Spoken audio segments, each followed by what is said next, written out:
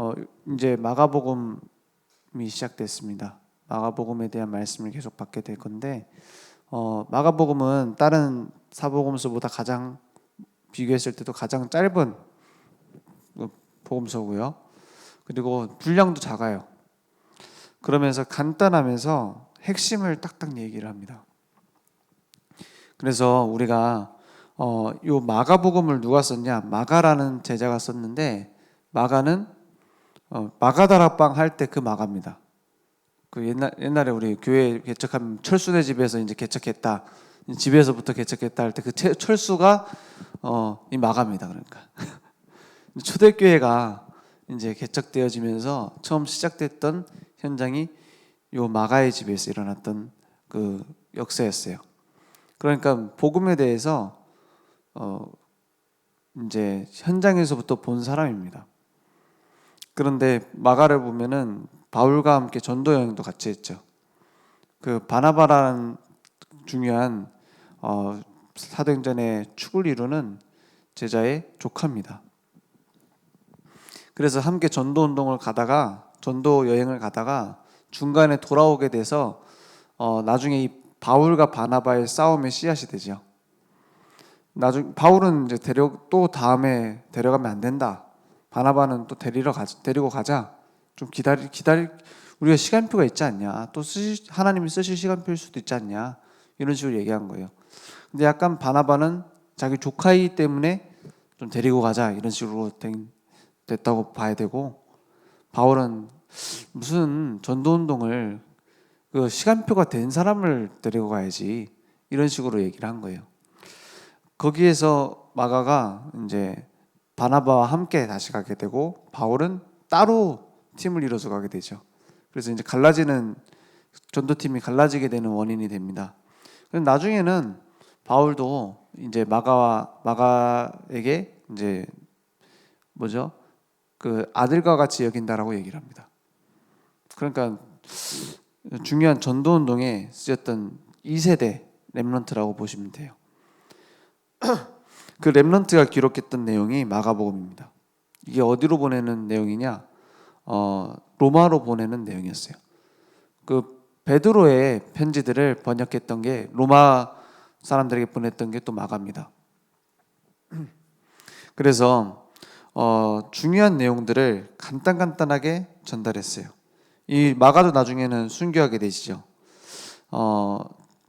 이번 주 말씀 제목이 언약의 주인공 예수 그리스도의 복음의 시작이 됐어요. 예수님이 처음 공생애를 시작하시는 내용부터 마가복음 시작됩니다. 예수님의 유년 시절이 없어요. 공생애라는 건 이제 예수님이 직접 내가 그리스도의 일을 공적으로 시작하겠다라고 선포하시고 시작됩니다. 그 시작이 세례 요한에게 세례를 받는 일이었어요. 그렇죠? 그래서 이 세례 요한은 구약에도 이사야 40장 3절에 예언돼 있었던 선지자였어요. 외치는 자의 소리여 이르되 너희는 광야에서 여호와의 길을 예비하라, 사막에서 우리 하나님의 대로를 평탄하게 하라. 이 예언대로 온 사람이 세례 요한이었어요. 그러니까는 구약의 마지막 주자입니다. 이제 마지막 제사장이잖아요. 제사장으로서 마지막으로 이제 제사장의 일을 한 사람이 세례 요한이었습니다. 그러니까 구약에 있었던 그 제사장의 계보를 예수님에게로 전달한 겁니다. 참 제사장 되시는 예수님으로 마지막 그 구약의 완성을 전달한 겁니다. 그러니까 이 예수님이 세례 요한의 세례를 받은 사건은 사실은 사람이 할 수 있는 최고의 일이다라고 예수님이 인정하실 정도로 중요한 일이었어요. 왜 그러냐?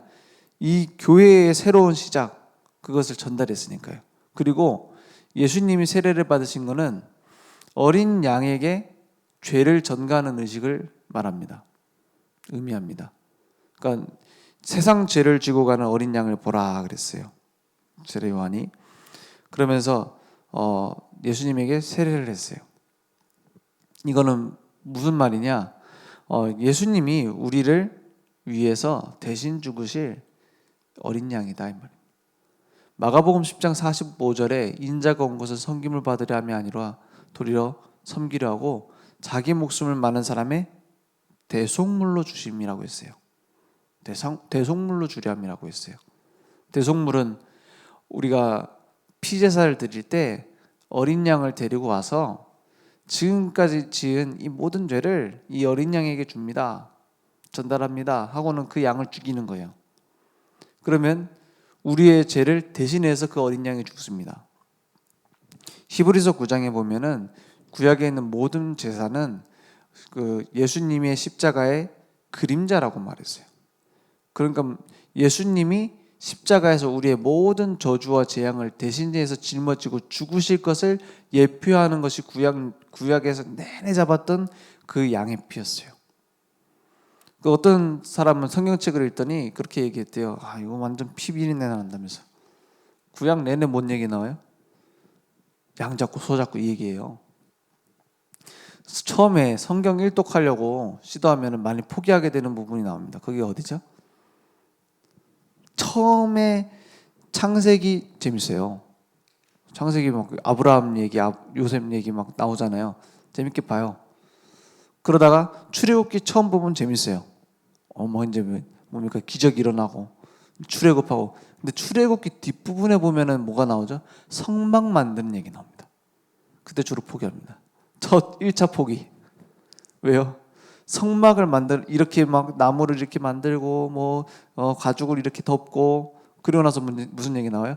그거 참았어. 그래 이렇게 만들었구나. 그것대로 이렇게 만들었다가 반복돼서 나옵니다. 안 읽어보셨나 봐. 이렇게 만들라고 명령을 받아서 내려와서 모세가 그대로 했더라 이러면은 넘어갈 건데 그거를 또 세밀하게 또 복사 붙여넣기를 합니다. 그죠? 그리고 나서 그걸 견뎌서 이제 출애굽기 시작했으니까 끝을 봐야 되잖아요. 그리고 나서 뭐가 나와요? 레위기가 나옵니다. 레위기가 나오는데 제사 드리는 방법이 쭉 세밀하게 나옵니다. 이제 거기서 이제 2차 포기. 그죠? 그리고 나서 민수기 들어갑니다. 민수기 나오면 뭐 나와요? 누구 족속이 몇 명이고 누구 족속이 몇 명이고 이거 나옵니다.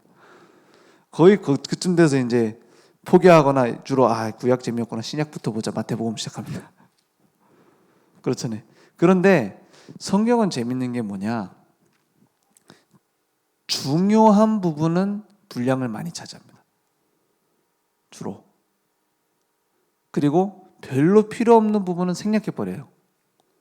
그래서 어떤 데는 몇백 년을 확 넘어가는 경우도 있습니다. 어떤 거는 며칠 동안을 몇 장에 나눠서 얘기를 해요. 특히 예수님 십자가에 죽기 전 일주일 전부터 이렇게 쭉 그 십자가에 죽으신 이후 분량, 요한복음 절반 정도가 그 내용이잖아요. 그런 식으로 되어 있습니다. 그래서 요 예수님의 생애에 대해서 사복음서가 나와 있는 거는 그만큼 중요하다는 얘기죠. 그 중에서도 물론 요한복음 보면 약간 다른 사건들에 대해서 많이 나와요. 그러면 그 분량 없는 건 별로 안 중요하단 말이냐? 다 중요하죠. 그런데 무슨 얘기냐? 이 예수님이 세례 요한에게 세례받은 사건 다 나와요. 맞잖아요. 그건 예수님이 구약을 끝내고 신약의 피제사를 완성하신 그 시작이 되는 겁니다. 이제 예수님께서 이 세례를 받으실 때 일어난 사건을 자세히 볼 필요 있습니다. 뭐가 나오냐? 예수님이 세례를 받으실 때 누가 임해요? 성령이 임하세요. 그리고는 하나님의 음성이 들립니다. 이는 내 사랑하는 아들이다 이렇게 얘기하시죠. 내가 너를 기뻐하노라 이렇게 말씀하십니다. 그 자리에 무슨 일이 일어나요? 성령이 임하시고 하나님 아버지의 음성이 들리고 그 자리에 주인공은 예수님이라. 맞죠? 성삼위 하나님이 동시에 시작하셨어요. 이게 우리의 복음의 시작입니다. 많은 사람들이 그냥 교회 다니면 되는 줄 알아요. 그냥 교회 나와서 이제 말씀 듣고 찬송하고 헌금하면 이제 구원 받는다라고 생각을 합니다. 틀린 구원관이에요. 구원은 누굴 통해서 받냐? 성삼위 하나님의 완전한 계획을 통해서 받습니다. 그래서 복음 대신 예수 그리스도, 그 사실을 우리는 붙잡고 믿는 겁니다. 예수님이 창세기 3장 15절부터 예언되어 있었어요. 예수님에 대한 예언만 300가지가 넘는다고 합니다. 그것이 다 이루어졌어요. 성경에 7,000가지 정도의 예언이 있는데 2가지만 빼고 다 완성됐다고 합니다. 2가지 안 됐습니까? 2가지는 시간상 아직 안 됐어요. 뭐예요? 예수님이 다시 오실 것과 재림하실 것과 천국이 임하는 것. 그것 빼고는 다 성취됐습니다. 뭐 대표적인 예로 예루살렘 성전이 무너지는데 그것이 회복되면 끝날 때다. 예수님이 말씀하셨어요. 그거 회복하려고 일어났던 전쟁이 십자군 전쟁이잖아요. 그거 회복해 보겠다고. 우리의 예루살렘 그 거룩한 성을 회복하겠다고. 근데 성공했습니까? 안 됐어요. 이스라엘 나라가 유리방황하다가 뭐 가스실에 들어가고 막 고생하다가 600만 명이 죽고 그러다가 이제 나라를 회복했어요. 그러면 제일 뭘 회복해야 되죠? 성전 회복해야 돼요. 그게 지금도 안 되고 있어요. 지금도 모슬렘하고 나눠갖고 지금 싸우고 있잖아요. 무슬림들은 여기가 우리의 메카다 이러고. 그 예언대로 되고 있어요. 소름 돋지 않습니까? 예수님이 어떻게 아시고 2000년 전에 했던 그 예언이 지금도 이루어지고 있어요. 그만큼 중요한 게 하나님의 말씀의 예언입니다. 근데 그 예언 중 가장 중요한 게 누구죠? 여자의 의손이 뱀의 사단의 머리를 깨뜨릴 것이고 그 발꿈치를 상할 것이다. 발꿈치를 상한다는 건 십자가를 말합니다. 머리를 깨뜨린다는 건 십자가에서 승리하신 걸 말해요. 부활하셔서 완성하신 걸 말해요. 그 복음이 이루어진 겁니다. 그 주인공이 예수 그리스도시다. 출애굽기 3장 18절 어린 양의 피 제사의 비밀, 그게 완성된 것이 예수 그리스도세요. 그리고 이사야 7장 14절 처녀가 잉태의 아들 낳으리니 그 이름을 임마누엘이라고 하리라. 그 약속이 성취된 주인공이 예수 그리스도세요. 그래서 이 완성을 예수님이 하실 때 시작하신 것이 무엇이었냐? 40일 동안 광야에서 금식하시면서 기도하셨어요. 그래서 우리에게 모든 일을 하기 전에 중요한 것이 뭐냐? 금식을 하는 게 중요한 게 아니라 내가 가지고 있는 생각 갖고 시작하면 안 돼요. 내가 계획하고 있는 그 계획 갖고 시작하면 안 돼요. 복음에 집중하는 시작을 해야 되는 겁니다. 그래서 예수님이 40일 기도하실 때 누가 나타나죠? 감히 하나님이신 예수님 앞에 마귀가 나타납니다. 마귀가 나타나면 사실은 그렇게 해도 돼요. 네가 감히 어떻게 나타나냐 꺼져라 이러면 되는데 예수님이 직접 시험을 받으셨어요. 그 시험을 받으신 건 뭐예요? 그리스도의 자격을 공표하신 거예요. 맞죠? 그래서 어떻게 승리하셨습니까? 다 말씀을 갖고 승리하십니다. 우리에게 사실은 시험 들 일이 많아요. 근데 마귀는 늘 뭘 공격하냐? 육신적인 걸 갖고 공격해요. 공격을 해서 넘어뜨리려고 해요. 그런데 오늘 바른 복음으로 시작하시기 바랍니다. 그래서 시대와 세계 역사의 시작이 어떻게 시작되어져야 되냐? 복음으로 시작해야 된다고 말씀하셨어요. 개인, 가정, 자녀 어디에서 시작돼야 됩니까? 복음으로 시작돼야 됩니다. 교회는 그러면 뭐 때문에 시작돼야 됩니까? 복음 때문에 시작돼야 됩니다. 거기에 따라서 모든 것이 풀리기도 하고 꼬이기도 해요. 역사라는 단어를 보면 히스토리잖아요. 히스토리가 히즈 스토리의 줄임말 아닙니까? 사실은 그의 이야기예요. 어떤 불신자들은 남자들이 한 일이 많은 일을 했다 이렇게 얘기를 하는데 사실 정확하게 말하면 하나님의 이야기가 역사예요. 히스토리. 그래서 시대와 세계 역사는 그분의 이야기입니다. 불신자들이 이제 모여가지고 얘기를 했어요. 우리가 나라마다 다 다른 연도를 쓰니까 그거를 좀 맞춰야 된다. 우리가 뭐 세계 같이 무역도 하고 이제 다 열려고 오픈했는데 조금 이제 우리가 몇 년도 하는데 우리는 단기 몇 년, 저기는 왕 연도에 맞춰서 막 몇 년 이런 식으로 되면 안 된다. 그래서 우리가 연도를 정해야 되는데 제일 영향력을 많이 준 사람 기준으로 연도를 정하자 했는데 누가 나왔냐? 그게 예수 그리스도예요. 그래서 BC와 AD가 나눠진 겁니다. 역사의 주인공 누구십니까? 불신자도 인정할 만큼 예수님이 우리 역사의 주인공입니다. 그래서 복음을 헬라어로 유앙겔리온이라고 하죠. 유앙겔리온은 그거 기쁜 소식인데 어느 정도 기쁜 소식이냐? 전쟁 나간 남편을 기다리는 소식이에요. 승리하면은 어떻게 되죠? 우리가 승리하면은 막 잔치를 벌이는 거예요. 패배하면은 노예로 잡혀가는 겁니다. 그만큼 중요한 소식이 복음의 소식이에요. 그런데 완전히 완성하셨습니다. 로마서 1장 2절에서 4절에 이 복음은 하나님이 선지자들을 통하여 그의 아들에 관하여 성경에 미리 약속하신 것이다 했어요. 그 약속이 이루어졌죠. 그의 아들에 관하여 말하면 육신으로는 다윗의 혈통에서 나셨고 성결의 영으로는 죽은 자들 가운데서 부활하사 능력으로 하나님의 아들로 선포되셨으니 곧 우리 주 예수 그리스도시니라. 기쁜 소식 복음은 뭡니까? 예수님이 그리스도라는 겁니다. 그분이 나의 그리스도라는 겁니다. 그 예수 그리스도만 복음이에요. 그래서 그리스도의 십자가에서 우리에게 완전한 승리를 이루어 주신 겁니다.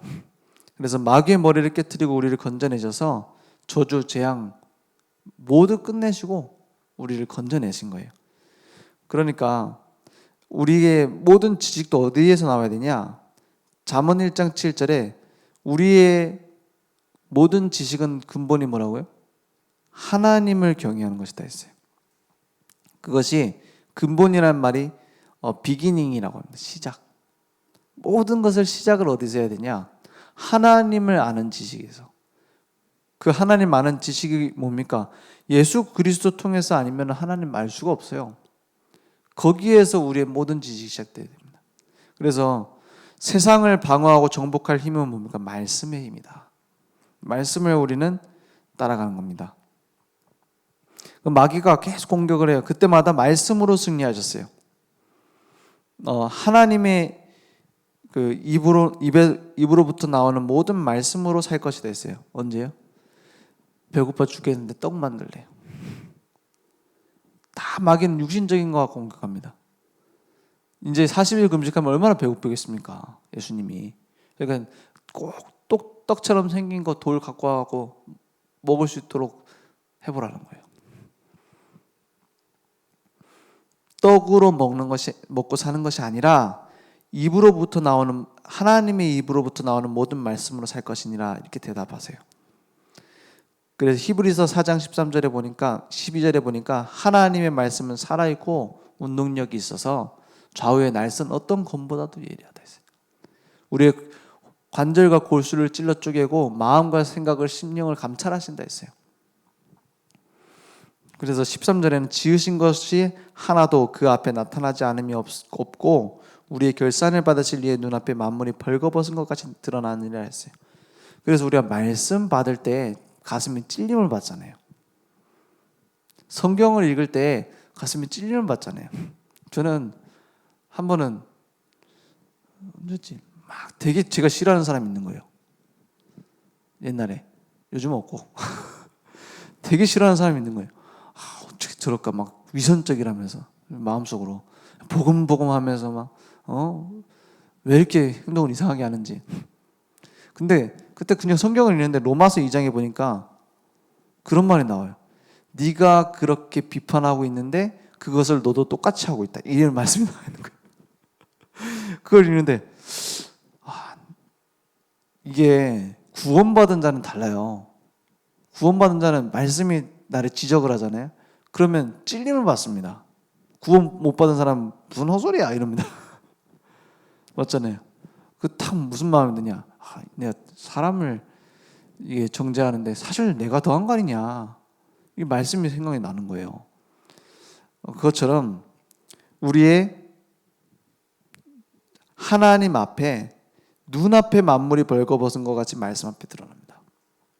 그래서 우리가 다른 사람 앞에서는 다 거짓말할 수 있습니다.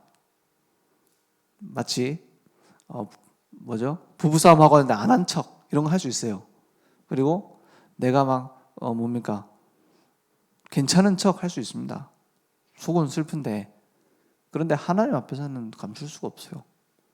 맞잖아요. 하나님 앞에서 내가 숨은 계산을 할 수 있겠습니까? 구원받은 자는 뭐가 다르냐? 하나님 말씀 받는데 마음의 찔림을 받습니다. 그리고 은혜를 받습니다. 그래서 그 말씀이 내게 심겨질 때 그 칼이 들어오잖아요. 칼. 말씀의 칼이 딱 박히잖아요. 근데 그 말씀의 칼이 얼마나 예리하냐? 내게 딱 박히는데 그건 영원히 박힙니다. 맞잖아요. 근데 그 박히는 게 날 죽이는 칼이 아니라 수술대에 쓴 사람한테 그 칼은 살리는 칼이에요. 의사가 들고 있는 칼은 뭐가 돼요? 살리는 칼이에요. 살인자가 든 칼은 죽이는 칼이지, 예수님이 우리에게 주신 이 말씀의 칼은 나를 살리는 칼이에요. 그래서 반대로 율법주의하는 사람의 말씀은 다 죽이는 칼이잖아요. 너도 죽이고 나도 죽고. 그 율법의 칼이잖아요. 복음의 말씀을 붙잡은, 하나님의 말씀을 붙잡으면 살리는 칼이 됩니다. 그래서 바울은 디모데후서 3장 14절에서 17절에 디모데에게 이렇게 말하죠. 그러나 너는 배우고 확실한 일에 거하라. 너는 내가 누구에게서 배운 것을 알며 또 어려서부터 성경을 알았나니 성경은 능히 너로 하여금 그리스도 예수 안에 있는 믿음으로 말미암아 구원에 이르는 지혜가 있게 하느니라 했어요. 맞죠? 말씀을 받을 때 어떤 일이 일어나죠? 구원받습니다. 그리고 구원받은 자는 구원에 이르는 지혜라는 건 구원의 완성을 말하는 겁니다. 구원받은 자가 살아가는 것을 말해요. 그런 모든 것에 지혜를 준다. 모든 성경은 하나님의 감동으로 된 것으로 교훈과 책망과 바르게 함과 의로 교육하기에 유익하니. 그래서 저는 이게 한 번씩 보면 이제 유튜브에도 보면은 교육에 대한 얘기들 많잖아요. 아들을 이렇게 키워야 된다, 애들을 이렇게 키워야 된다, 저렇게 키워야 된다, 이런 얘기들 나오잖아요. 보면은 일리 있는 얘기들도 많으니까 제가 보거든요. 근데 보면은 거의 다 어디서 나온 거냐면 심리학에서 나온 거예요. 심리학적으로 뭐 얘가 이렇게 하는 원인이 이런 것이고, 그거를 우리가 무시하면 안 되겠죠. 무시하면 안 되겠는데 결정적인 몇 가지가 없어요. 영적 문제에 대한 진단이 없고 거기에 대한 답이 없어요. 그러니까 알아주는 걸로 보통 끝나요. 알아주면은 해결할 수 있어야 되는데 그 인생의 주인을 바꿔줘야 되는데 거기까지 못 가요. 그러니까 바른 교육을 할 수가 없는 겁니다. 사실은 교사들이 인정하잖아요. 교육 가망이 없다고. 현재 교사 수련회에서 우리 교사 선생님들 나와서 얘기하잖아요. 우리나라 교육만 하는 게 아니에요. 지금 시대의 교육은 가망이 없다고. 왜냐? 답이 없이 그냥 하는 거예요. 그래서 말씀으로만 가능합니다. 복음으로만 가능합니다. 우리의 교훈 어떻게 맞습니까? 말씀으로만 가능합니다. 그래서 그 말씀의 목적이 있어요. 17절에 보니 디모데후서 3장 17절에 보니까 이는 하나님의 사람으로 온전하게 하며 모든 선한 일을 행할 능력을 갖추게 하려 함이라 했어요. 그래서 말씀이면 충분합니다. 온전하게 한다 했어요. 모든 선한 일을 행할 능력도 말씀 속에 있습니다. 그래서 우리가 자녀도 이렇게 키워야 됩니다. 우리가 언약을 붙잡으면 하나님의 비전이 보여요. 그러면 거기에서 나오는 꿈, 나에게 주신 것이 보여요. 그러니까 정복할 수 있는 중요한 응답들도 따라오고 하나님이 주신 작품도 보입니다. 이렇게 말씀하셨어요. 하나님이 우리에게 이루실 일이 있죠. 그래서 세상을 방어하고 정복할 힘은 말씀의 힘이다. 이제 복음으로 시작하고 말씀 붙잡고 가는 겁니다. 그래서 우리의 모든 길에 아무리 그래도 힘이 필요해요. 그 힘은 어디서 공급받냐? 하나님이 주신 절대적인 힘을 받아야 됩니다. 그게 기도예요. 그래서 예수님은 사실 이 40일 동안 기도하셨습니다. 우리에게도 기도하라고 말씀하셨어요. 그렇죠? 예수님이 제자들에게 훈련하신 것은 전도 훈련이 없었어요. 가서 이런 메시지를 전하라 하는 전도 훈련이 없었어요. 기도만 훈련하셨습니다. 그죠? 성경 어디 찾아봐도 전도 현장 갔을 때 이렇게 해요, 이렇게 해 라고 말한 적이 없어요. 직접 다니시면서 보여주시고 한 가지 훈련했어요. 기도 훈련. 어느 정도 했냐? 돌 던질 거리에 가가지고 이제 떨어져서 뭐 앉아가지고 각자 기도해라 이런 거 다 가르쳐 주셨어요. 그런데 우리에게도 필요한 것이 뭐냐? 하나님이 주신 힘으로만 가능합니다. 그래서 바른 기도는 복음에 집중하는 것이 기도다 했어요. 오직 복음에 집중하는 것이다. 그리고 말씀 흐름 속에 집중하는 것이 기도입니다. 그래서 우리도 이제 2021년을 맞이하기 전에 믿음의 결단이 필요해요. 오늘 그 바른 말씀 속에 있는 집중이 회복되는 결단 되어지길 바랍니다. 그래서 우리에게 남는 것은 감사입니다. 바른 복음 주심에 대한 감사 있는가? 정확한 말씀으로 인도하심에 감사가 있는가? 하나님이 내게 주신 미션 때문에 감사한가? 그것이 우리에게 중요한 질문으로 저는 와닿았거든요. 이번 주 말씀에. 여러분도 우리 전도자 아닙니까? 이 자리에 모였다는 건 사실 기도의 사람 아닙니까? 그리고 사실은 세계복음화의 주역들이 여기 모였습니다. 그렇다면 진짜 무엇으로 감사한가 내가 생각해 봐야 돼요. 무엇으로 감사한지가 사실은 내 수준입니다. 어느 날 저희 어떤 권사님이 절 찾아왔어. 절 찾아와가지고 주목님, 저 중요한 할 얘기가 있는데 만납시다. 만났어요. 만났더니 하는 말이 500원만 빌려주십시오. 말이 됩니까 안 됩니까? 그래 내가 빌려줬어. 권사님 그렇습니까? 하고 드렸어요. 감사합니다 하고 이렇게 막 인사를 하고 가요. 그럼 무슨 생각이 들겠죠? 권사님이 돈이 없는가? 이런 생각도 하겠지만 정신이 이상해진 거 아닌가? 이럴 거 아닙니까? 맞죠? 우리 사모님한테 선물을 드렸어요. 이렇게 해서 이제 빼빼로 하나 드렸어. 빼빼로 드렸잖아요. 빼빼로 줬더니 너무 고맙다고 이제 인사를 하고 끝까지 쫓아오고 얘기를 한다. 그럼 좀 이상하다 생각할 겁니다. 우리 예레미야는 과자 하나 주면 너무 고마워요. 그게 정상이잖아요, 아이들이니까. 근데 다 큰 어른이 와갖고 내가 500원짜리 과자 사탕 줬다고 감사하다. 수준이 다르잖아요.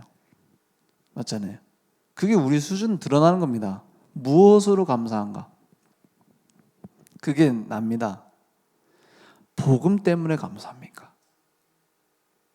진짜 하나님이 나에게 말씀으로 함께 하시는구나. 이게 감사합니까? 하나님이 사람을 만드실 때 하나님 형상대로 만들었다고 했어요. 그죠? 그러면 인간이 가장 행복한 건 언제냐? 하나님이 나와 함께 하시는구나. 그것을 우리의 인생의 참된 행복으로 시작해야겠습니다. 오늘 복음으로 행복한 새로운 시작 되기 원합니다.